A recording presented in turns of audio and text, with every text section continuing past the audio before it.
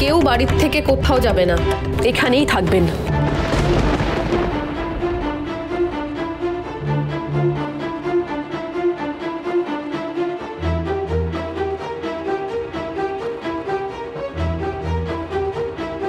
আপনার সমস্যা ওনাদের এখানে থাকা নিয়ে তো?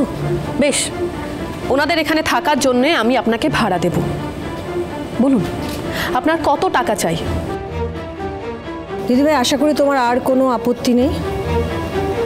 যাও, খিচুড়িটা বেড়ে ফেলো।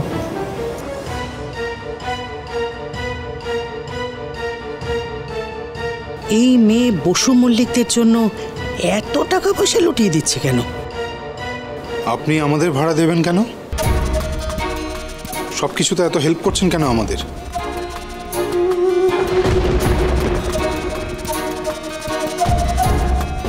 কারণ তোরই আপনাদের সবাইকে খুব ভালোবাসে, আর আমি আমার মেয়ের জন্যে সবকিছু করতে পারি, তাই।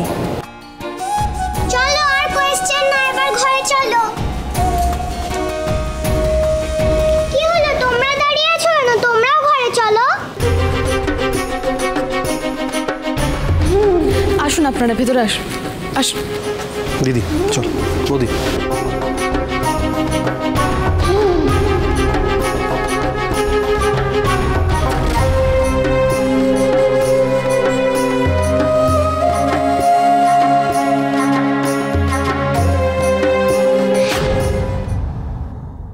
আমার চোখকে তুমি ফাঁকি দিতে পারোনি মা।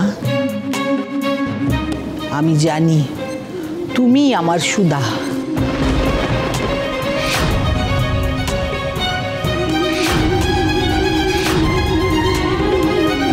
What a sweet revenge you have taken. আমার মনটা একেবারে ভরে গেল। Thank you. মানে আমার পাগল লাগছে। তবে ডার্লিং, একটা কথা বলবো। এই যে ওদেরকে ঘাড় ধাক্কা দিয়ে বের করে দিলাম, এত হিউমিলিয়েট করলাম, মনটা ঠিক ভরল না। আমার বারবার মনে হচ্ছে এই সুধা ভুল টাইমে চলে গেল। কেন? এই যদি সুধার সামনে তেজ এবং বসু মল্লিক পরিবারকে ঘাড় ধাক্কা দিয়ে রাস্তায় নামাতে পারতাম, এই যদি সুধার সামনে এই বাড়িটাকে অকশন করাতে পারতাম, তাহলে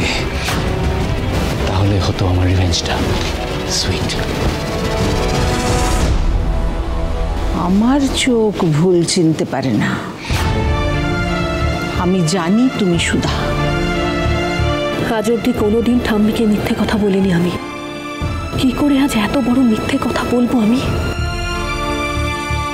একদিন আমি তোমাকে এই বাড়ি থেকে আমাদের বসু মল্লিক বাড়িতে নিয়ে গিয়েছিলাম, আমার বাড়ির বড়নাথ বউ করে। তোমাকে বরণ করে আমি ঘরে তুলেছিলাম। আমার তো ভুল হবে না, তুমি সুধা।